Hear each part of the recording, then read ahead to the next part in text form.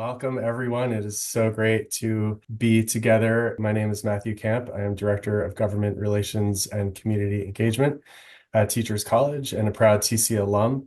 My office also oversees the TC Take Action initiative and also TC Votes, which is a nonpartisan resource for the entire TC community and beyond to get ready for elections. So please do check out tc.edu/TC Votes.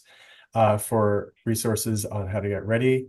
The New York State voter registration deadline is just a couple of days away. So you'll want to be fully informed on how to get ready, whether you're in New York or elsewhere for the election, which includes city, state, and federal, more than just the presidential election. With that, I will hand it off to our next speaker. Thomas Bailey is the 11th president of Teachers College and the George and Abby O'Neill Professor of Economics and Education at the college. As president, Dr. Bailey has overseen the redesign of student services at the college in line with his renowned research focus on pathways at community colleges, supporting student success from enrollment to graduation and beyond, including alumni. President Bailey has also strengthened the college's research capacity and guided the development of the TC Digital Futures Institute, ensuring that the college is at the forefront of pedagogic innovation. Throughout, he's focused on impact and has launched TC's Public Good Initiative to continue to connect the college's research and scholarship with communities around the world. President Bailey has been a faculty member since 1990 and was founding director of TC's Community College Research Center. We're pleased to welcome him here today, President Tom Bailey. Well, thank you, Matt, and welcome to our TC community of students, faculty, staff, alumni, and friends. Tonight is an important night. There's so much at stake in this election, which is now less than 2 weeks away. The November 5th election, of course, includes the presidential race, but there's also important down-ballot voting at the state and local levels. And tonight we'll get a sense of what each level of government is responsible for when it comes to education, and how different political perspectives shape the rich tapestry of our democracy and our education systems. But as essential as education is to our society, discussion of the topic as a policy issue has been glaringly absent from the public discourse.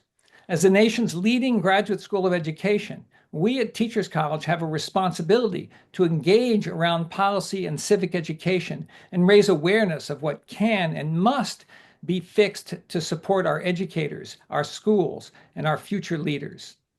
From our Center for Educational Equity, which advances student civic readiness and is currently advocating for a constitutional school funding formula in New York State, to our participation in the All In Campus Democracy Challenge, a national nonpartisan collection of nearly 1,000 colleges and universities that works to boost student civic engagement. We are, in fact, all in.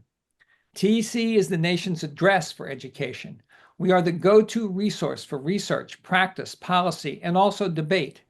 We believe that it's essential to grapple with difficult discussion and differing points of view, and our program continues that tradition. We hosted the education advisors to the opposing presidential candidates in 2008, 2012, and 2016. And tonight we'll hear from two differing political perspectives to help us understand the high stakes in the 2024 election in terms of education. Alarming teacher shortages, low pay, curriculum depth, access to books. It is important to know that our guests tonight are not representing the Trump or Harris campaigns and that their views are their own. So we're so glad you could join us. I'll now turn to introductions, starting with our moderator, Liz Willen. A longtime education journalist, Liz has led the award-winning Hechinger Report staff as editor-in-chief since 2011.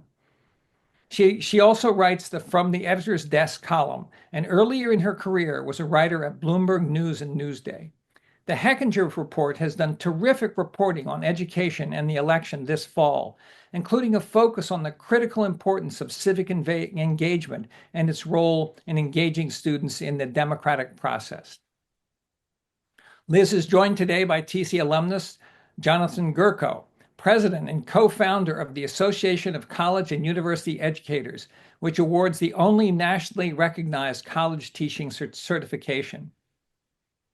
Jonathan is a TC alum having earned his Ph.D. in 2012. He's a former official at the New York City Department of Education, the United Federation of Teachers, and DREAM Charter School Network. Ian Rowe is a senior fellow at the American Enterprise Institute, where he focuses on education and upward mobility, family formation, and adoption.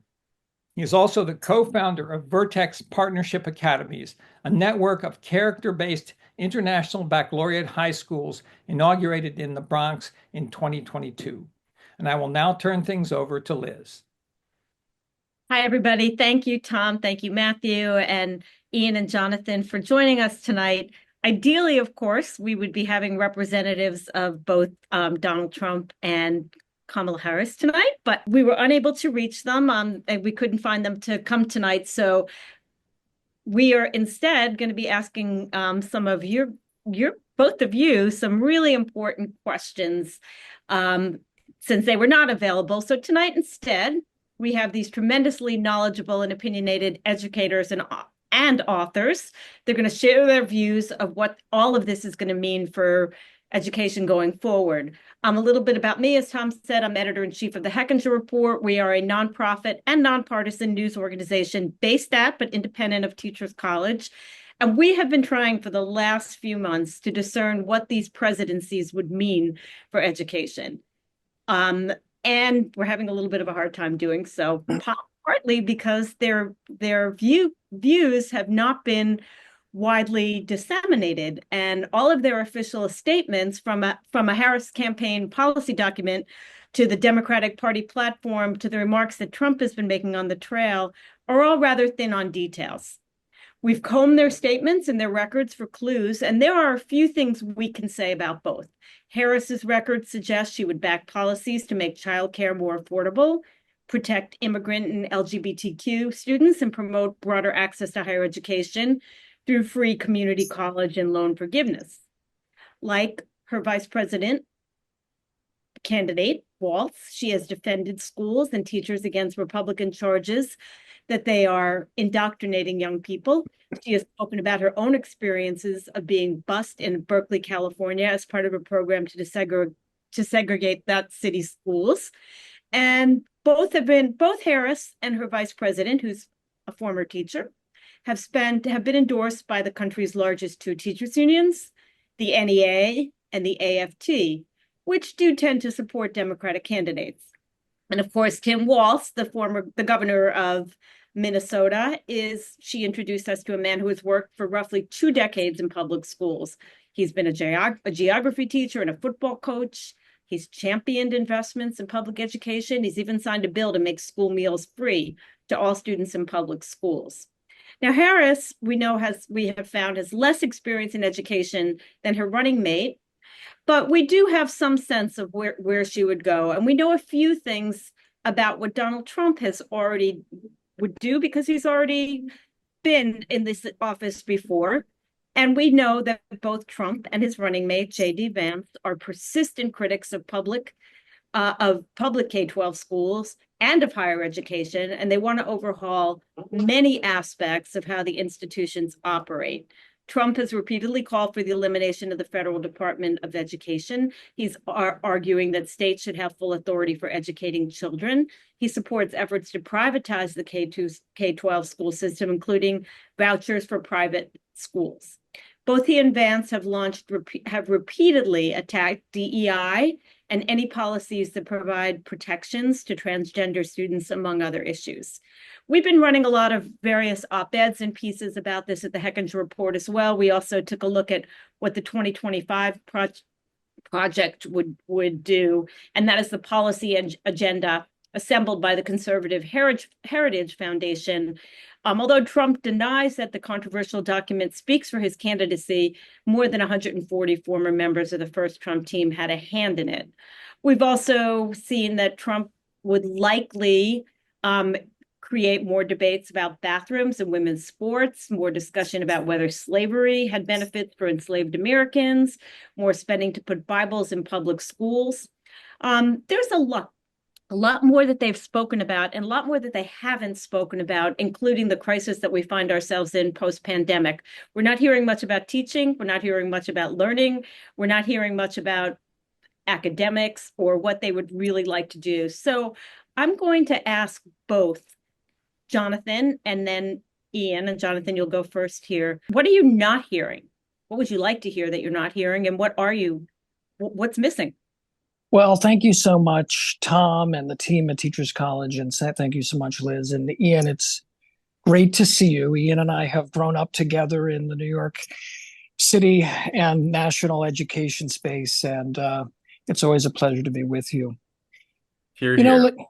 oh, thank you. I think actually the candidates have been talking a whole lot about education, in that schools cannot insulate themselves from what's going on in our society. And schools have always played a role in creating the society that we want. And in that regard, the two candidates have very different visions of what America is all about and what our future is all about.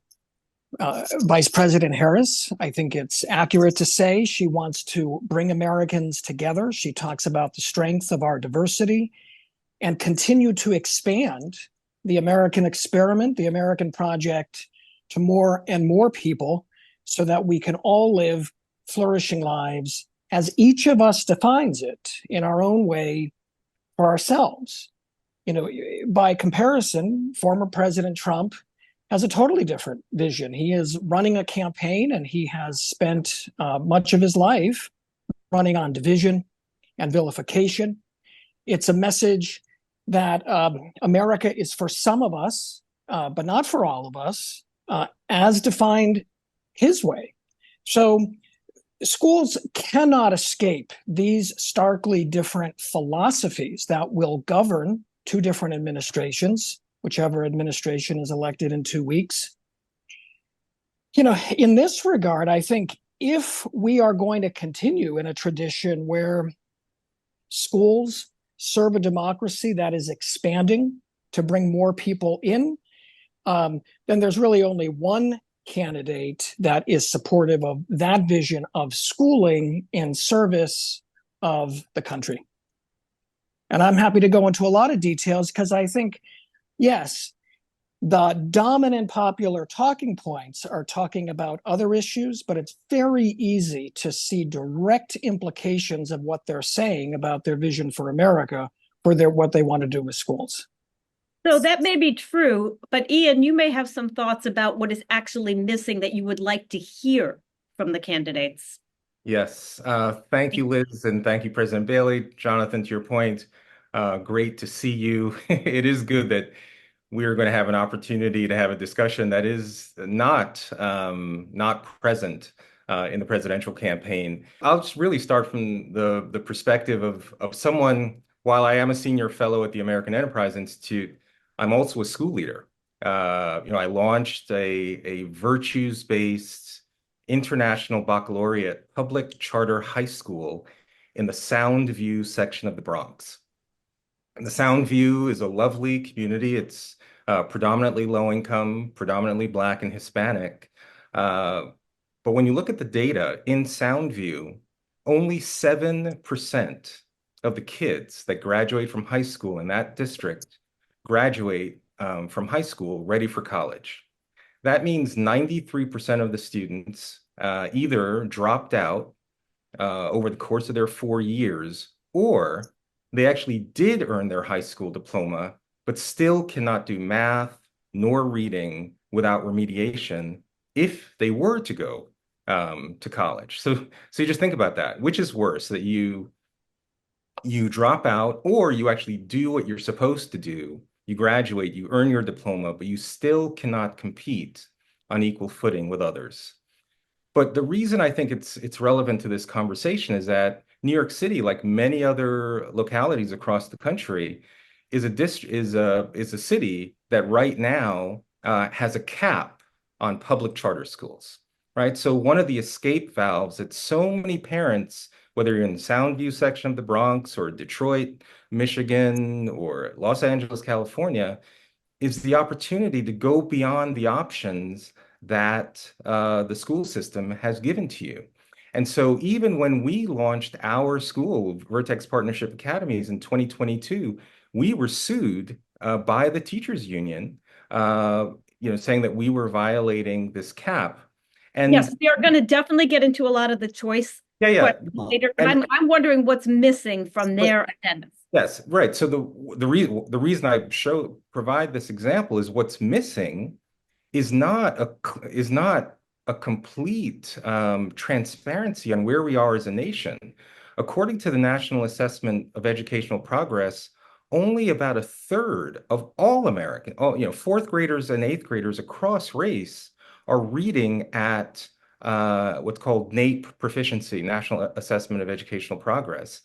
And yet many students don't have options to escape those options that are available to them. And to me, that's been a glaring omission, because oftentimes when we have these discussions, we start from the perspective of the system, but I think it's really important to start from the perspective of a parent who wants their child to have a shot at the American dream. And when the very school in your own neighborhood isn't giving you that, what is that parent to do?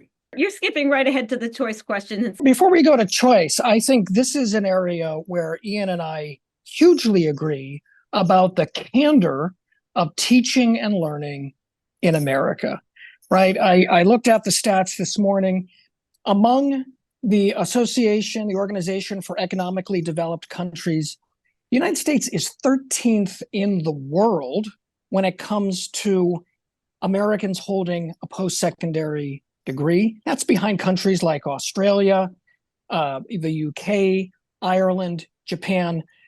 Certainly, we can do better on that metric. And Ian, I love your perspective from the student. That's a perspective of international competitiveness. Similarly, I looked at our college graduation rates, and on time for new college students.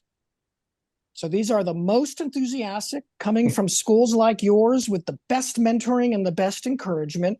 And our national graduation rate is just above 50%. And that's over 6 years at baccalaureate institutions, 3 years at community college. We have a 50% college dropout rate. And when we disaggregate that, it is even more unconscionable for non-white, first-time poor students. So a little bit of candor. I think Republicans have no trouble being candid about the problems of education in America.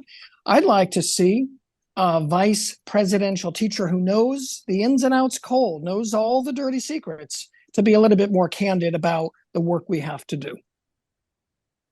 Thank you.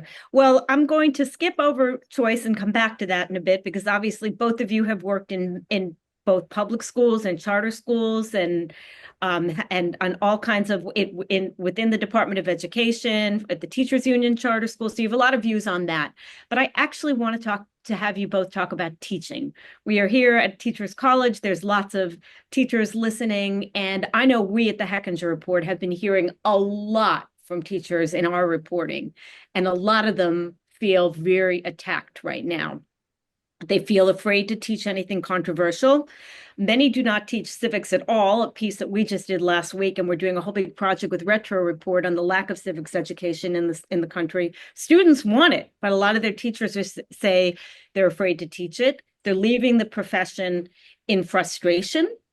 And interest in the teaching profession has also dropped nearly 40% since 2010. So we have a vice president candidate who was once a teacher. We have a first lady in the office now who is a community college professor. But beyond polarizing debates about the role of teacher unions, we're not hearing a lot of the candidates speaking much about the teaching profession today. So I will ask each of you to tackle that. And this time I'll have Ian go first. What do you want them to be talking about teaching right now? Learning loss, or I'm just not hearing any big ideas or any ideas from either candidate about how to improve or retain teachers in this country. Your thoughts? No, absolutely. And we are in the midst of a teacher shortage, and certainly upcoming, one of the things we should be doing is talking to more young people today about teaching as a profession. How do we get more and more young people to even consider that this could become a way of life? Like one of the things that we're doing even at our own high school is creating pathways within high school so that at the end of your sophomore year, while you can still be on a college path, you can choose an industry specification where you could actually almost be working towards certification. So imagine if in high school, you could have opportunities to intern or apprentice as an assistant teacher in the high school as a mechanism to start to acclimate yourself to this idea of could this be a profession? I think we spend so much time, looking at the problem. We don't look at what are practical ways to get more young people to think about this could be a profession. This is something we're definitely considering where teaching will definitely be a pathway in our school. In fact, we've partnered with a Montessori organization where our juniors, we have a few juniors now, who are in the early childhood development pathway. And so during their junior and senior year, they're going to have opportunities to work in a pre-K Montessori classroom. At the end of senior year in high school, they would have a credential to be able to work as an assistant teacher. Those are, to me, the kind of generative, creative ideas that start to say, how do we make, and believe me, there are many other ideas that we can talk about related to the teaching profession, but this is certainly one about how do we diversify and widen the pipeline into the profession. Thank you. Jonathan. Research Although is the question is what the candidates actually are saying about it, but Ian gave us some very good ideas. The thing, I mean, I think part of the challenge of this whole conversation is going to be there's not that much raw material to grab onto in terms of what the candidates are saying. So at the least, we'll offer some ideas. Thank you. Some ideas that, yeah. Yeah, look, thanks to Hechinger's reporting, one of the many things, and sometimes they're inconsistent things, but one of the many things that former President Trump has talked about is a national teacher certification. That is not a new idea. Randy Weingarten of the AFT and Joel Klein, former Chancellor of New York City, disagreed on a lot of things. They agreed on the need for a teaching bar exam, something to show a foundational knowledge of skill and practice to be able to teach in America. Now, in Trump's version, he wants it to be a political litmus test for teaching these things or other things. But the core idea speaks to the fact that we have a profession without a practice. Millions of teachers with 50 different statements of teaching standards, hundreds of ed schools with different points of view as to what constitutes good teaching. We don't have processes like our friends in Finland did to carefully and over many years together work with researchers and experts and practitioners to define what every teacher should know and be able to do. So putting aside the economic reasons for why we have teacher shortages, teachers are still striking over Maslow needs like better pay and benefits, making us unable to recruit from the top quartiles of graduating colleges, which is also associated with what the best countries do. Putting aside the economic needs, wouldn't it be extraordinary, and I've written about this, if either candidate, but given the political style and instincts, more likely a Harris administration, called a national teaching summit the way the first President Bush did in the late 80s around national standards to say, what can we agree? What can you agree as a profession? Whether or not you're in the Doug Lemov school, or you're in the Lucy Calkins school of thought, or you're in the Bob Marzano school of thought, what can we say this should be present minimally in every class? Instead, what do we have? Lucy Calkins, Teachers College affiliate, changes her mind and overnight upsets the education of 1.1 million students just in New York City and many, many other places around the country. That's not a profession-led body of practice. What is it that you think that led her to change her mind? A podcast called Sold a Story by Emily Hanford. Okay. And what did that podcast say? Because I think this is an interesting path to go down. Well, Yeah, we let's can do. get into the whole science of reading debate right now, but I also want to hear about choice, if that's okay with you. I am less interested in science of reading versus Lucy Calkins, the degree of phonics, the degree of balanced reading, than I am in the processes by which professions decide what is best practice. And that is an ongoing, recurring, updating process, right? There are surgeons who are truly gifted with the knife, but every surgeon has to adhere and conform to a certain body of practice. We can't say that the same in education, in a process where the profession itself is constantly renewing. No, I agree with that. And, I think, institutions like Teachers College, Harvard School of Education, we would hope that that's where, those would be the sources of the kinds of high quality standards I think that you're seeking. And so the question is, why don't we? Why don't we have a set of, I mean, we're at a highly politicized time, but what's holding those institutions back from saying, here's a set of high quality standards around instruction, curriculum, assessment that could then be the foundation for many schools to then follow. You're not And remembering Common Core from the last administration? so again, that's exactly that you raise that. Well, where is Common Core today? There seems to be this desire for a common standard, an objective, mechanism of measurement. And yet, when we come up with something that at least attempts to do so, there's a lot of pushback against standardization. Yeah, well, let's stay with this because there's standardization, which can have a pejorative notion. I'm not suggesting you're saying that, versus common practice that we can agree on. Back to the election, Liz. The AFT was the first union to endorse Kamala Harris. My friends inside the Beltway say that Randy Weingarten was very active in seeing the shift over the summer from the Biden candidacy to the Harris. When Harris wins, they will have the chance to make some asks.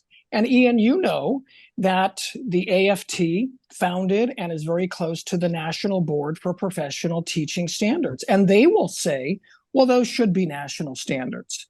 Now, I think they are not nearly detailed enough to actually guide a new teacher in practice or to be held accountable for practice.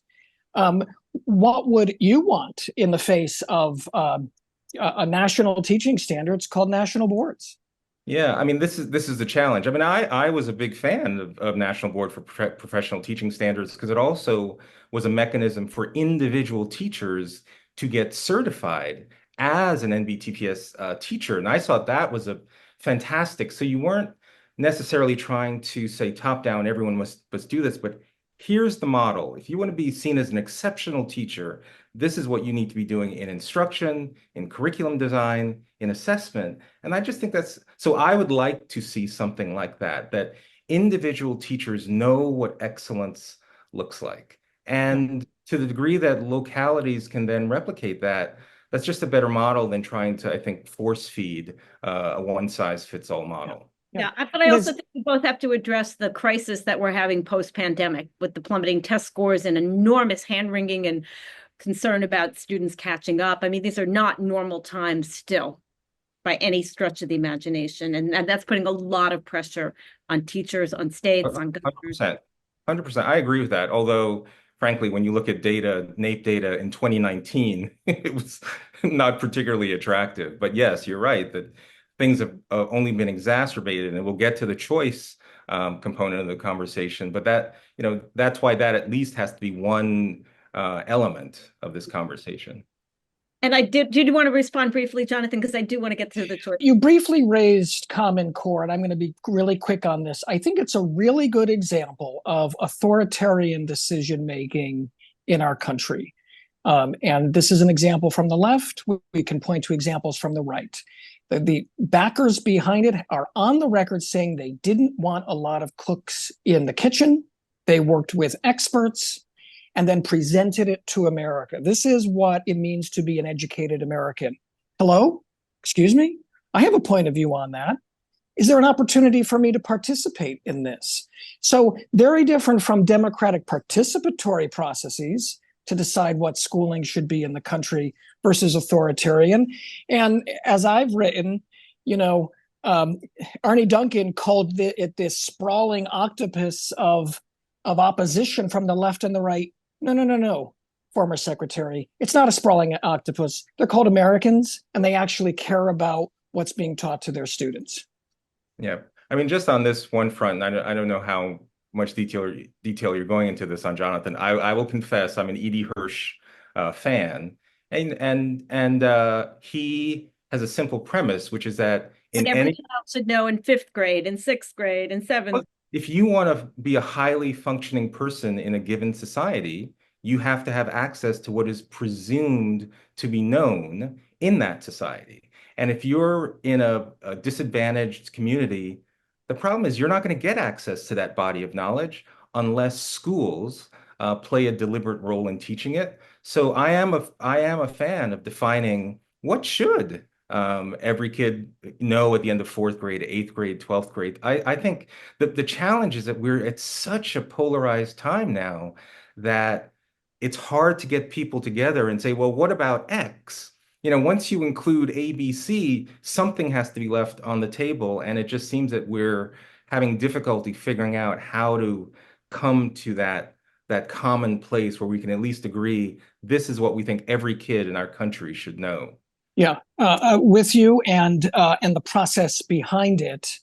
I'm not sure we've tried. I'm not sure the philanthropic community, the federal government, at state levels, maybe some states, to say, look, here's a proposal, Hirsch, and here are the reasons for it. Here are some of the detractions from. What do you think? What is it missing? What else? Mm-hmm. And see what consensus we can find. I suspect it will not be lowest common denominator, but probably closer to the kind of school you run, which is loving and caring and developing whole people who are smart and caring. I love that you're both calling for like a reasoned debates from, and yet so often in education, we have screaming, we have polarization, we have such division. I think if either of you were going to be handling this, we could probably have those kinds of conversations. I'm not hearing them right now, which brings me to, I really do want to ask about privatization and school choice, because these are very divisive issues. And, Betsy DeVos, the former Secretary of Education under Trump, was hugely critical of public education, big proponent of school choice. And post-pandemic, it is true that public education enrollment has taken a big nosedive. Big concern. So how do you see either candidate viewing the role of supporting public education in a new administration? Do you think either of them has made either a clear or defensible case for more parental choice, charter schools, and voucher plans? And does that worry you? I mean, Jonathan, I know you have talked a lot about this in your book, and you've said that a fully marketized system of schooling means that we've largely given up on the role of schools in supporting a healthy democracy, economy, and society. Ian, you've been a big fan of choice, running public charter schools, activating families. How do you all see this playing out among the candidates and in whoever might be elected next? Who would like to take a swing at that first? Jonathan, you want to start? How about the affirmative, Ian? How about the affirmative first, sir? Okay. Again, words like privatization, sometimes, you hear these words like, gosh, am I for privatization? That sounds really bad. And the thing is, what I'm for is giving a parent the opportunity to give their kid a shot, right? So back to Soundview. If you're in that school district where only 7% of kids graduate from high school ready for college, you're a 22-year-old mom. Let's say you had a kid at 17. Whatever decisions you made in your life, you want something better for your kid. Should that parent have the same kinds of opportunities that I, as a parent, have, or you have, Jonathan, or you, Liz? And should the government be assisting in creating more options? I think so. So the way to do that, in my view, is to push as much power into the hands of parents as possible. So across the country, certainly since COVID, 30 plus states are creating more mechanisms, whether it be voucher programs, education savings accounts. I mean, charter schools have faced far more opposition, so they're not as much of a go-to strategy anymore, although there's still, I think, 3 to 4 million kids in charter schools across the country. I think that's healthy because it's from the perspective of parents, primarily low-income parents who are trapped. And I hate the language of failing schools, and because that's the kind of language that just puts us all at odds with each other. But but the reality is there are kids trapped in those school systems, and they don't have the time to suddenly for the system to change. So I often say to people who are, what would you say to that 22-year-old mom who wants to put her kid in kindergarten? What would you say to her if the only choice that she has is a school in which likely only 7% of kids will graduate from high school ready for college? Jonathan? I started my career at a school that had a whole private dimension and yet was publicly supported. I was New York City's charter school authorizer and authorized charter schools. I served on the board of Dream Charter Schools, one of the more successful networks in the city, if not the country. There is no argument with Ian or anybody about consigning a human being to a life where they cannot fully flourish, right? Full stop. Any system arrangement that does that is contrary to a democracy where we're trying to help people live flourishing lives as they define it. Back to the theme of our webinar, what could we expect from a Harris administration? We know what the Democratic Party platform reads. I think I've got it here, which is opposition to private school choice and holding charter schools to the same standards as district schools. Because Trump was in office with Betsy DeVos, my sense would be that whether or not they eliminate the federal Department of Education, I mean, I think it's unlikely that they'll get rid of the entire department. However, my sense is that they're envisioning completely rejiggering how the department would change in terms of creating incentives for states to create more opportunities. So, for example, let's say they said, we're going to create block grants, or actually during the Obama administration, the Race to the Top competition, which I think had hugely positive impact. Certainly in New York State, I think we won a $700 million competition where the federal government said, look, you've got to create more high quality schools, that you've got to hit these academic benchmarks. And guess what? That had the intended effect of creating more, education entrepreneurs like me to say, wow, let's create more public charter schools. So I think there are ways for the federal government to say, here are the kinds of things that we would reward states for doing. And typically, I think the Trump administration would want those to be more opportunities for parents to have more choice. Now, you may not like this. That would include private school choice. It would include religious school choice, right? This makes people very uncomfortable. Although sometimes when you step back, you actually see that the United States is actually the outlier here. Many other states have pluralistic school systems. Ashley Berner has a great book on this topic where government-funded schools include in quote unquote private schools, religious schools, traditional public schools. And so there is a larger and larger movement for states to give public dollars to parents who want to be able to access that kind of schooling too. So that's what I would envision the Trump administration would probably use the federal Department of Education for. I'd like to pick up on a few of those points because I think they are bright lines between the two candidates and the nation's politics, even if they may not be bright lines where Ian and I, reasonable minds, might find some common ground. My intel suggests that some of the most hostile opponents of charter schooling, I won't name names, but there is a national organization that advocated loudly for defunding the charter schools program at the beginning of the Biden administration. Yes. That they are coming to terms with the fact. You should explain to the audience what is that CSP program? Well, sure. Charter schools program is largely funds facilities and real estate for charter schools, given that district schools have bonding authority to build their buildings. Many charters don't have that bonding authority. So this is a way to put a roof over a child in a tax-funded school. Seems reasonable enough. It has been opposed by charter advocates for many years. Biden made some noises about doing something to it. And charter advocates in Democratic states like New Jersey, Cory Booker, and others said, knock it off. My intel suggests that the Democrats are coming to terms with the fact that the charter sector is here to stay, 3 million students and growing, a well-organized lobby, and to look at a charter reform agenda instead of an anti-reform agenda.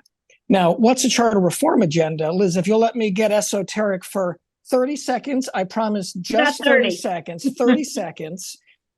I'm with you, Ian. Privatization, what does that mean, right? Private from what? What's public? What makes anything public? And policymakers and politicians have been living forever in a mindset that there's government and proprietary and charitable in the middle.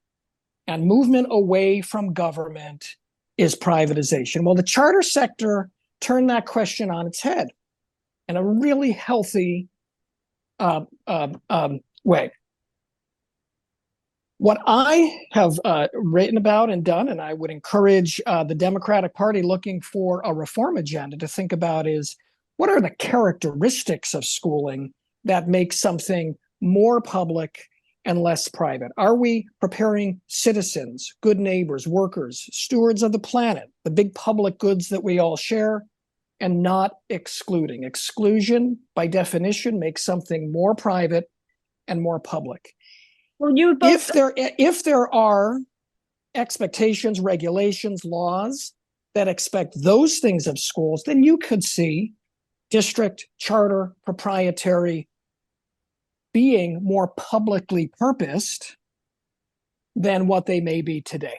And I do want to come back on the issue of secular versus faith-based, but Liz, you are our moderator. Yes, I was just going to say that you've both really made articulated beautifully that what many parents want, no matter what type of school, is a really solid education for their children, a safe place to be, and all of those things. And I don't think you're in disagreement there. But I'm going to throw a little wrench into that because there's another conversation that really is dominating a lot of this debate so far on the federal level and in this presidential campaign, and that's immigration. Very hot button issue, the surge in asylum seekers and immigrants into the country, and it's had real effects on communities and schools. We spent a lot of time in those schools at the Hechinger Report and done a lot of stories, and we're seeing how this is playing out. And I'm wondering how this influx of students coming in, if they are in fact going to still be allowed in, because that's such a volatile part of this question here, that's had a huge effect on all schools. How do you see this playing out in education as we go through the issues of immigration? Well, as a school leader, my responsibility is to educate to the highest level any child that shows up, period. But I, being in Soundview and other areas in which I've led schools in New York City, there's no question that there are students showing up now who 3 months ago were in a completely different country, speak little or no English, and it is our job to now educate them. That is a challenge. Again, we can't sugarcoat the challenge is sometimes we try to put so much responsibility on the public education system to solve these external issues. So I don't claim that public education can be the solution for the illegal immigration issue. I think as schools, we just have to, we can't penalize the kids that show up on our door for the policies that may or may not have led them to be there. So we have to educate every kid to the highest level. But it affects our resources. It does. We can't. And it not divides communities in many cases, we have seen. correct. Jonathan, did you want Yeah, to jump? we've done it before. We'll do it again. We've had waves of immigration in our history. It has challenged and tested and pushed our notion of what tax-funded education is. Call that public. We keep at it. Ian, on the resource issue, it does take resources. I don't quarter any point of view that says our schools are over-resourced or sufficiently resourced. I've been at Dream in these schools. You live it every day. Fun fact, the IRS reports that due to lack of enforcement, it fails to collect $600 billion in taxes that are on the books, not new taxes. Well, $600 billion would double funding in many states. Sure. And in high spending states, if not more resources, decrease the dependence on local resources, which creates all kinds of inequity. So is there a deal to be made? Well, this is where Elon Musk would jump up on stage right now and say, "I'm going to be the what is it? The director of government efficiency to capture that $600 billion." Well, great. So let's give the IRS $100 million. That's a 5x billion. That's a 5x return. It can collect 500 billion more. But let's not forget how we got the Elementary and Secondary Education Act after 1, 2, maybe 3 failed attempts was a deal between advocates of secular district schools and Catholic schools, and how those additional dollars would be spent. That was a strange bedfellows deal that got the federal government supporting education in the United States. Let's not lose hope that a strange bedfellow deal could be brokered again. So are you saying that if we were able to get access to those additional dollars that are not being collected, there could be more agreement on the types of schools that parents could use to then choose for their child? What I think is there are competing interests, and if $500 billion is on the table, people get really creative and incentivized to cut a deal. Yeah. The one thing I would do before we got the 500 billion, as attractive as that sounds, If you get it. yeah, right. If you get it. One of the big challenges in education, I mean, like many other sectors, people become obsessed with the inputs and not the outputs, right? So if how would you know? Like, let's say you got $500 billion. Let's just choose the first 10 billion. How would we know that the first 10 billion has been spent well? Is that based on attracting more kids back into the public school system? Would it show up on standardized tests? Would it show up on school-determined assessments? Like, how would you actually know this is working for kids? Yeah. That would be of interest. Yeah, and what are the easy to name metrics and what are the harder to name? Something like, hey, we want to have the best teachers in the world. And right now we're recruiting from the bottom quartiles of college graduates because of change in compensation, benefits, professionalism. Now we're recruiting from the top quartiles. That's easily capturable. Yeah, I just spoke to a group of researchers who are looking at education savings accounts. And one of the metrics they're looking at is, does this intervention actually result in more choice in terms of, are more schools now being created as a result of the fact that parents now have the ability to do this? And so Great Hearts Academy, which I'm sure you know, Jonathan, it's a great public charter school network. As a result of the education savings account law in Arizona, they've now created something called Great Hearts Christos, which is a private Christian school network that they have a huge demand for, where parents now have the ability to use this voucher to access a religious education. I know this is a whole area. I'm hoping in some of the questions that will come up, we'll get into this, but I would feel remiss if I didn't bring up two areas that are hugely important in education. They're enormously important to us at the Hechinger Report. We write about them all the time because a lot of other news outlets do not. And our stories do appear in news outlets all over the country. And if you see a story about, say, a community college or early childhood education, it's probably going to be a Hechinger Report story very often. But let's just start with higher education, because we've been keeping track of higher education right now of college closings. Enrollment has been falling for more than a decade. Right now, colleges are closing at a rate of nearly one a week.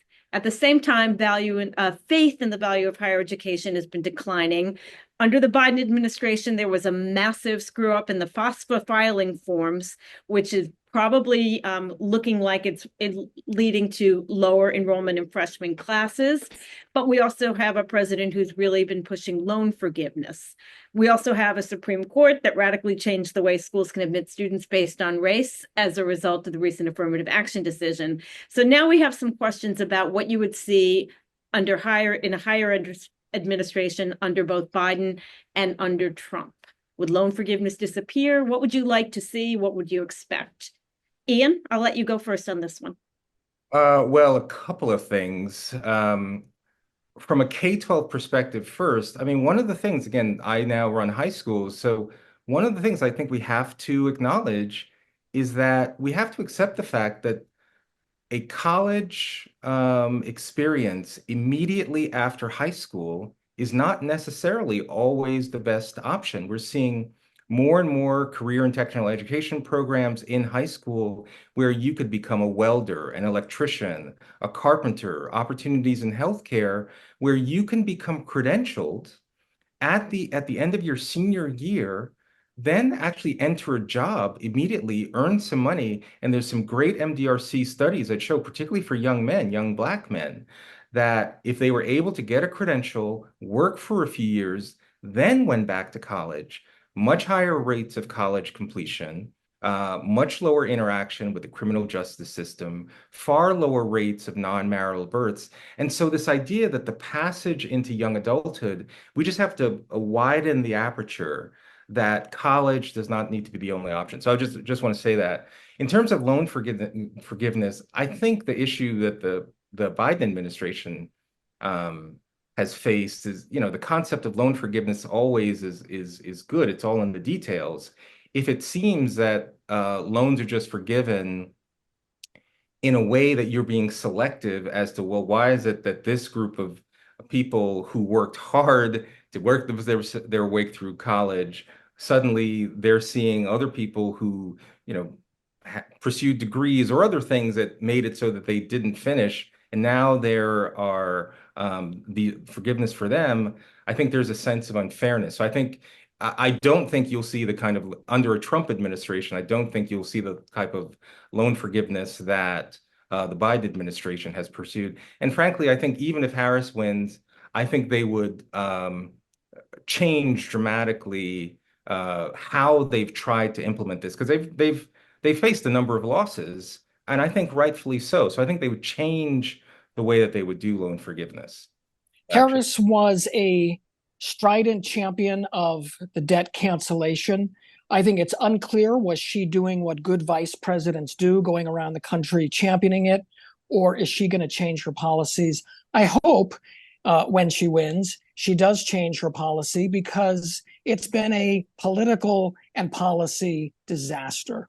It has enraged people who paid their way, who felt as it was unfair. Leading economists are pretty consistent. We don't have a college affordability problem in this country, that there is a college for you. If you want to go into lots of debt, that's your choice, but there's a college for you. And in this economy, the debt is retirable. And on a policy level, it's not what the higher ed community wanted.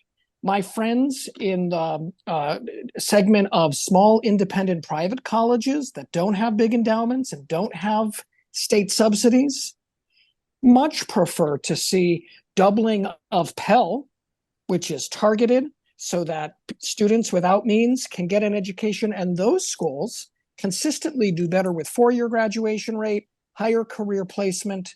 So that said, Liz, you asked a question about college closers. Shame on higher ed. And I've got to be careful because, I spend my day job working to support professors to equip them with effective teaching practices so that they can be more impactful with their students. But there are between 40 and 50 million Americans with some college but no degree. Mm-hmm. That is 3 to 4 times larger than the current 15 million student enrollment. Adapt or change, and if you don't adapt, then closure is probably appropriate. Yeah, closure is not always, agreed. Closure is not always a bad thing. And it also depends, what is the alternative that some people are pursuing? And if it might be apprenticeships or other opportunities. Yeah. Ian, I'd be curious about your views on that, because my anxiety is white middle class, Asian middle and upper class continue to go straight to college, get the BA, get the $1 million average lifetime earnings bump. And inequitably, it's poor Black and brown men and women who are being directed off the college track. And you had a big if in your statement. If they go back to college, that's a big if. Now, questions from the audience. Our first question comes from Quentin Lampin, who's a TC alum. And he wants to know from both Ian and Jonathan, what education policy have you heard from each presidential candidate that you find most promising? Jonathan, I'll let you because I have to think about it. Again, part of the fundamental issue is that we're not hearing enough to parse out. But let me reflect as Jonathan gives his response. One thing that's in the platform that I think is needed and can take us in a more humane direction in schooling is support for social emotional learning, for more guidance counseling, for more of the mental health services and supporters. We know that rates of young people, mental health and crisis are through the roof, suicide rates through the roof. What I like about it, and I've written about this, is, we have been in this industrial mindset of pushing kids as fast as they can go along the educational treadmill. It is unhealthy. Everybody's stressed out, every income class, every race. It's not helping young people find their path to a flourishing life. Like Ian, you've written about the notion of agency and purpose.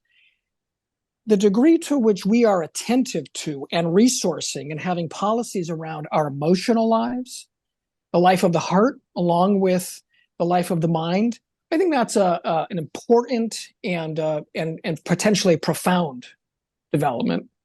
But are either of the candidates talking about it? It is in the Democratic platform. Got it. Yeah. And yes, Harris, by your own reporting, has put out statements to that effect. As it relates to Trump, generally, because I'm more for educational freedom, I'm more supportive of the things that some of the things he did during his first administration to create more options. As it relates to the Harris administration, I think she's spoken about trying to get more men into education to become part of the teaching profession. Having run I've run elementary schools, middle schools, and now high schools. There certainly would be a positive development if more men taught, particularly at the elementary levels. I think that would be good. But the one thing I always get concerned with is when you start to say, well, we need more male teachers because, boys need men, which is positive. You don't want to start going to the extreme because, like, for example, there's been a lot of interest, for example, in recruiting more Black men into teaching, which again would be wonderful.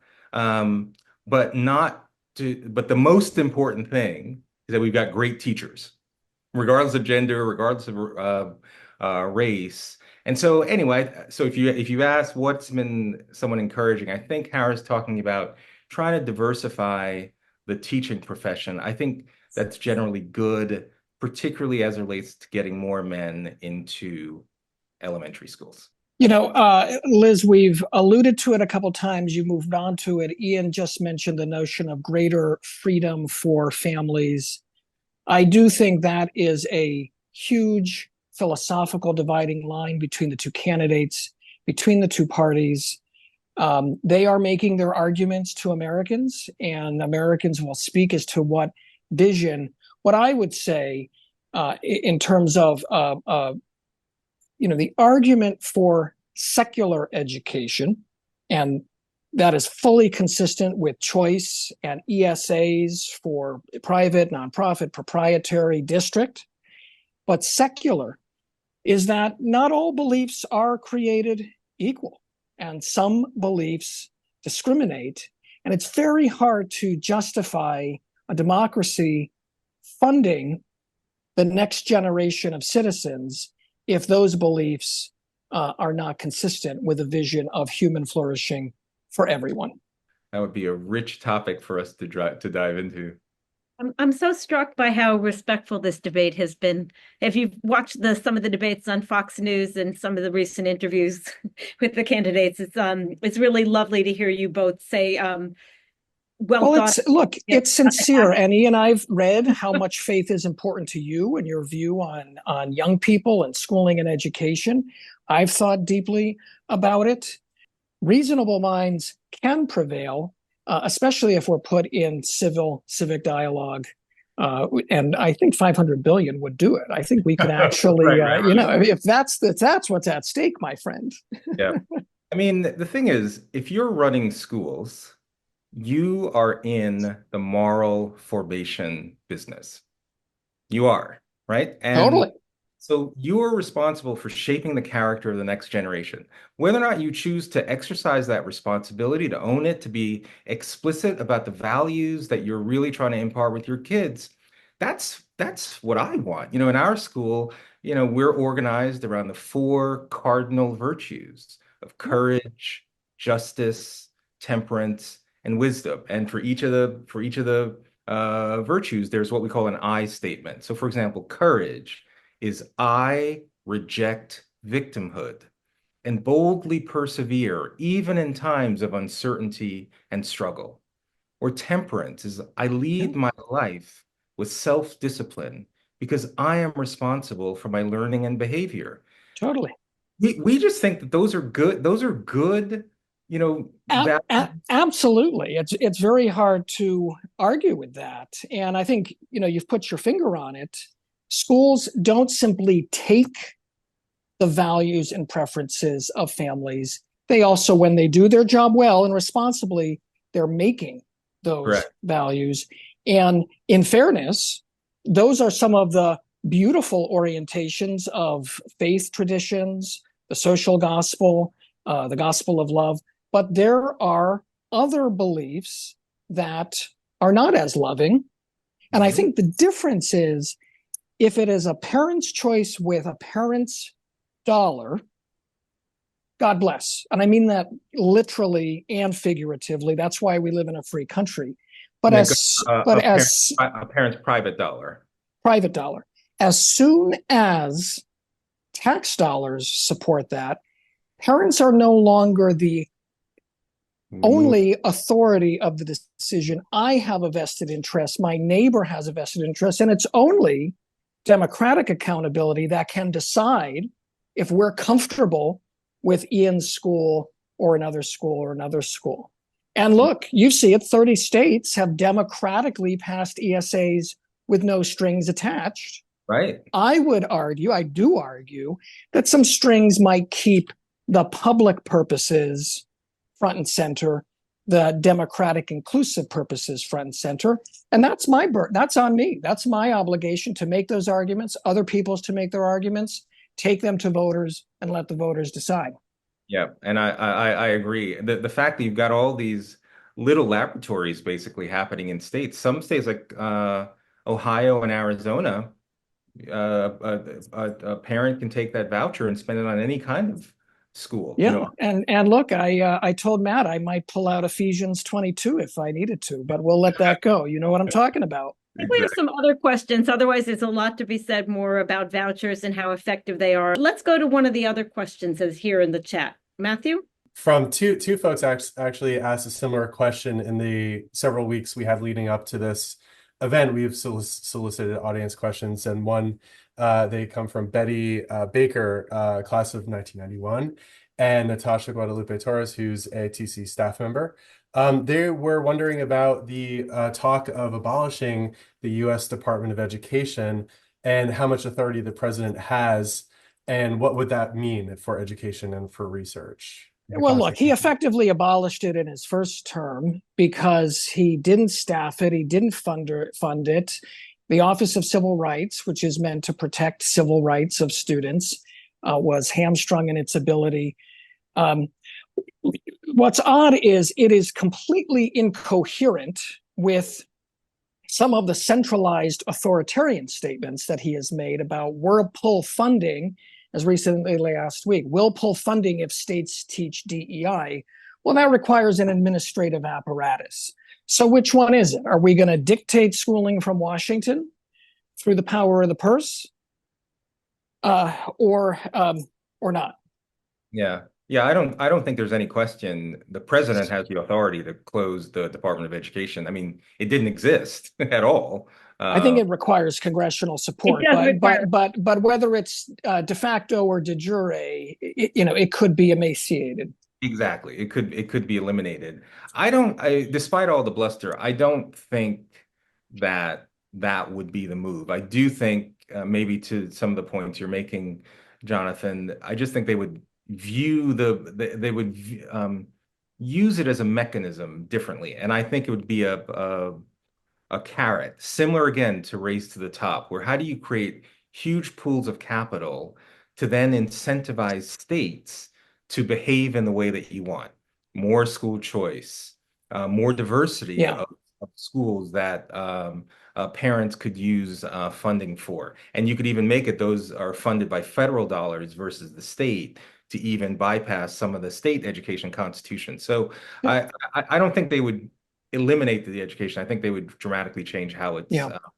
I think what's odd about that, Ian, and it applies as much to what Obama and Duncan did as to what you're envisioning might happen under a second Trump administration, is that it is leading as if the candidate won with a supermajority, with a national mandate, as opposed to leading with the humility of very close, razor-sharp decisions. I just saw a New York Times headline, 21 towns and neighborhoods are arguably the decisive towns and neighborhoods in America.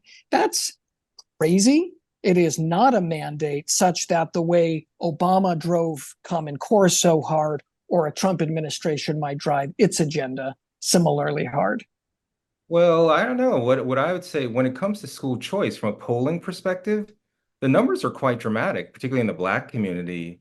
Numbers are pretty high that Black families want choice. I mean, even in Florida, Ron DeSantis barely won that state several years ago because it seems that the data indicates that Black women came out because of DeSantis's support for school choice versus his Black opponent, Andrew Gillum, who was opposed to school choice.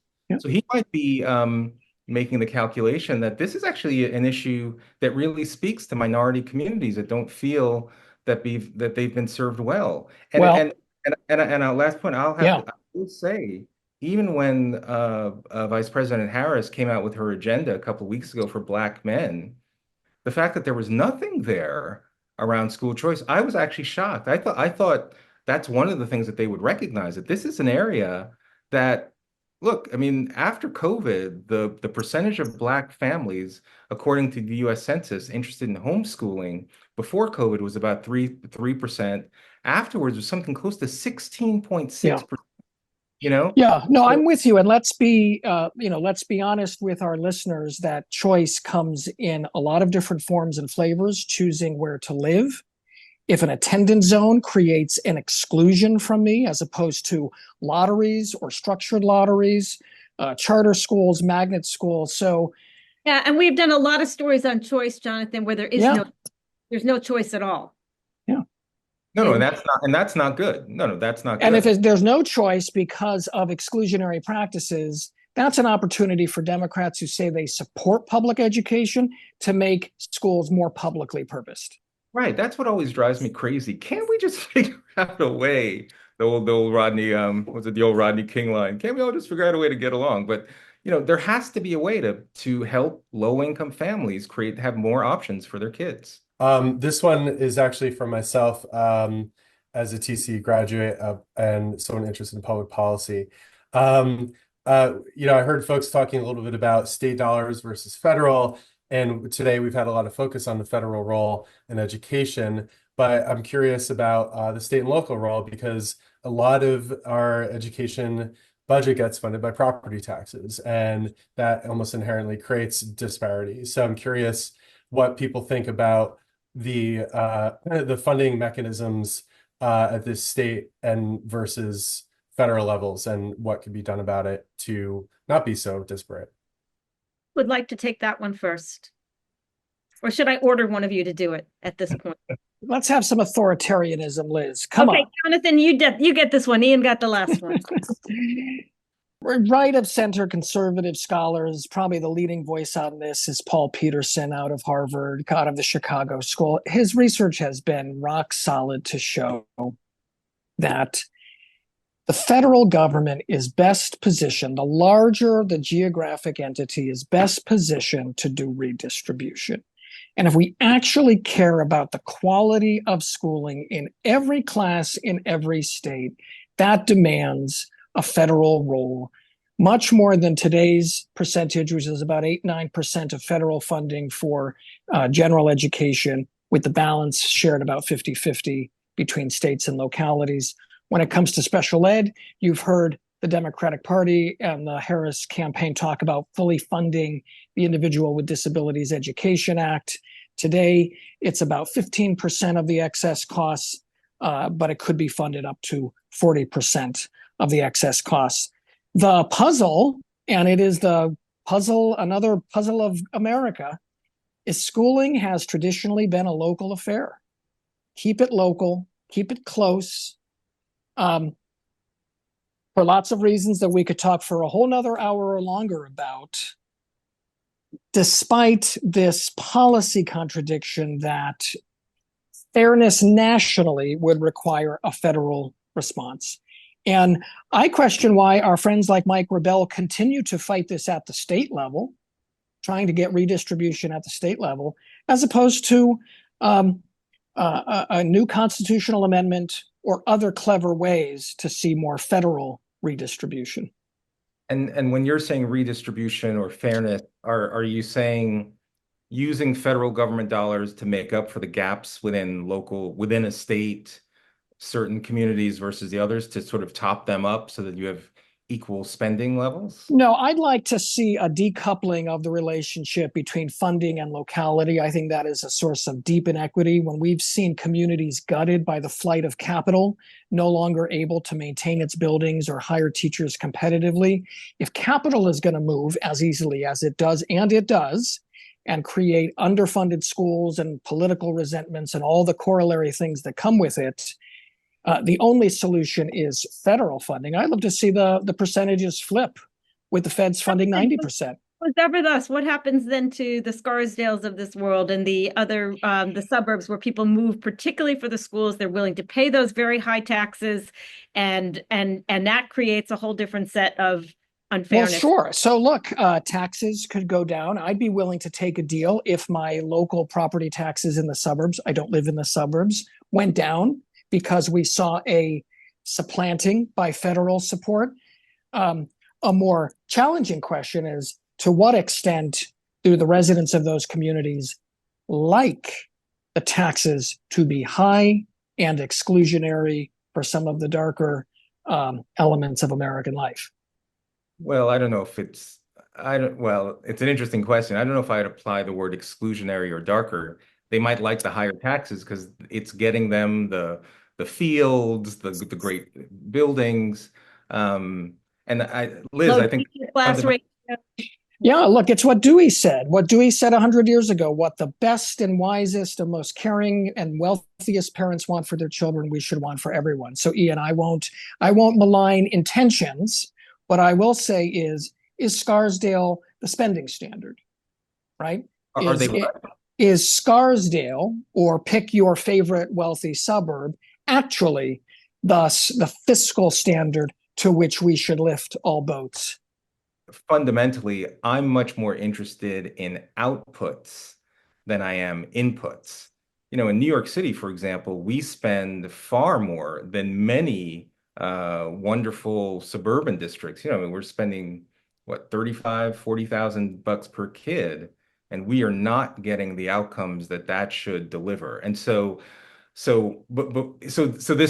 discussion is obviously more complex, but yeah, it's not just about equalizing funding, because that doesn't magically then result in better.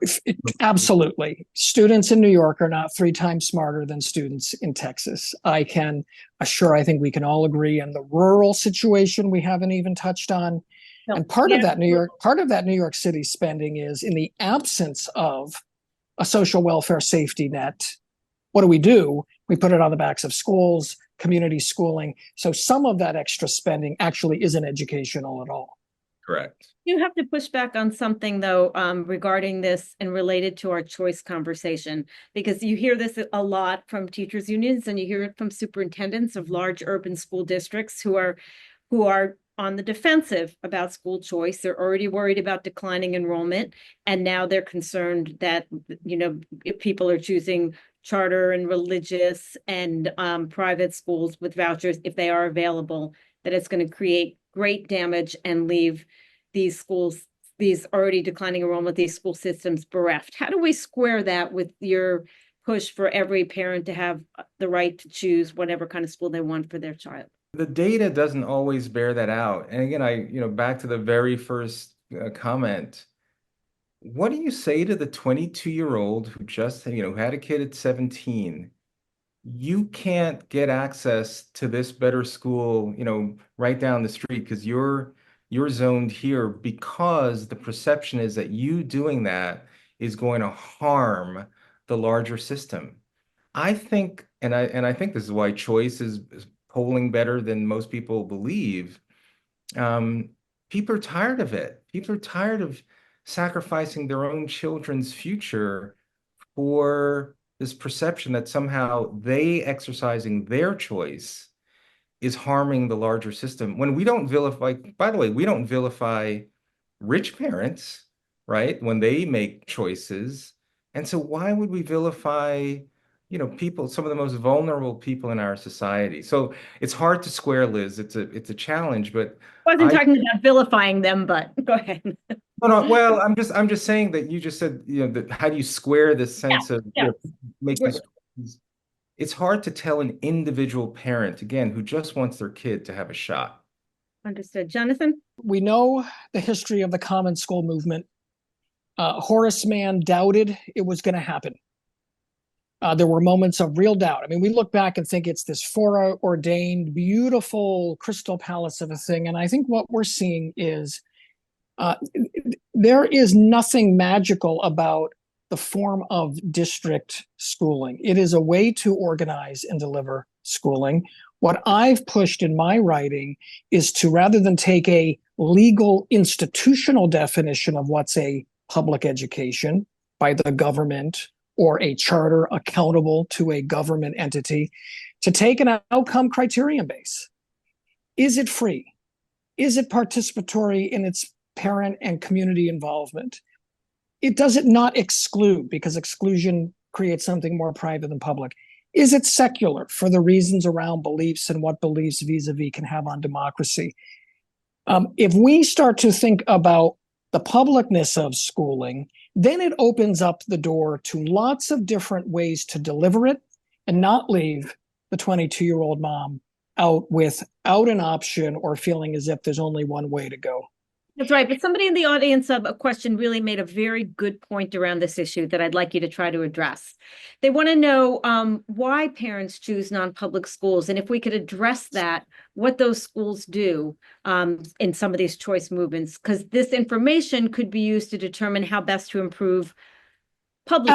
Absolutely. Is what these schools do generally, genuinely best practice that can and should and is shared among teachers, because educators talk all the time. They don't care about types of school.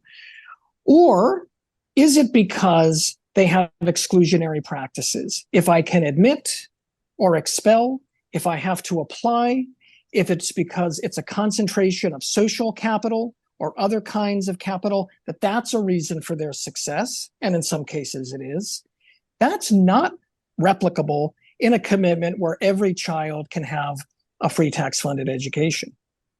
Yeah, I mean, I think that's a very healthy question. Why is it that parents may want options that go beyond the traditional public schools? And by the way, it's really important to say there are some fantastic traditional public schools, and yeah, it's just important to say that. But nevertheless, it's an important question. My experience have been parents value things like safety, values-based education, high graduation rates, which are real. So it's not just graduation rates, but non-readiness rates, right? Curriculum, strong leadership. It's not rocket science. And this is why, for many of us choice proponents, we often land with parents who are not asking for something outrageous. They just want good environments for their kids. And my hope, regardless of who wins this election, that's a perspective that they start from. What is best for that 22-year-old mom who just wants the best for their 5-year-old kid and their education journey? And I would only amend that excellent statement by saying, in light of what it takes to continue to prepare citizens, workers, neighbors, and stewards of the planet so we continue to expand and preserve the democratic project. Well, I'm going to turn it over to President Bailey, but, I just want to add, and it's another debate. We could have several hours on this. How do you hold some of those other schools accountable? Because I went to this conference about privatization at Harvard that Paul Peterson ran, and there were a lot of people in the audience who begged to not have their schools held accountable and said that was the last thing they wanted. So it goes in a lot of ways. And President Bailey, you might have had a final question or two to end with. We didn't even get to community colleges and early childhood education. Nor did we face affirmative action, which I thought. Yes. Well, so all I can say, I guess the question is why we can't have more discussions like this. Because I think it was extremely interesting. I mean, these are difficult questions. We're working very hard to try to solve the problems. I mean, certainly for the 22-year-old mother and others as well. I think you've had a long discussion about privatization. And how that is and who has choice. I think those are important questions. You're right. You touched on community colleges a little bit perhaps in the sense of everybody doesn't have a bachelor's and doesn't need a bachelor's degree, those kinds of questions. But I think that this is such a rich discussion. I will definitely go back and listen to it again. And I just want to, kind of echo Liz's point that, it's been a very good and respectful discussion. I wish we could have all discussions like this. These are really, really difficult questions. And I think the more we talk about them and the more we really challenge each other with the types of solutions that we think we're coming up with, I think the better it will be. So this would have been had we had this kind of a conversation throughout this presidential campaign, it would have been a much more interesting last 3 or 4 months than we've actually had. So I'm surprised by the civility. I want to thank Ian and Jonathan, really, and Liz for doing this, and everybody else who logged into this. So thank you so much. Thank you. Thank you. Maybe we should do this in the first 100 days. Great idea. Of whoever wins, and vote. More concrete. Vote. We'll do it in 100 days, and I love that. And before then, vote. Thank you all.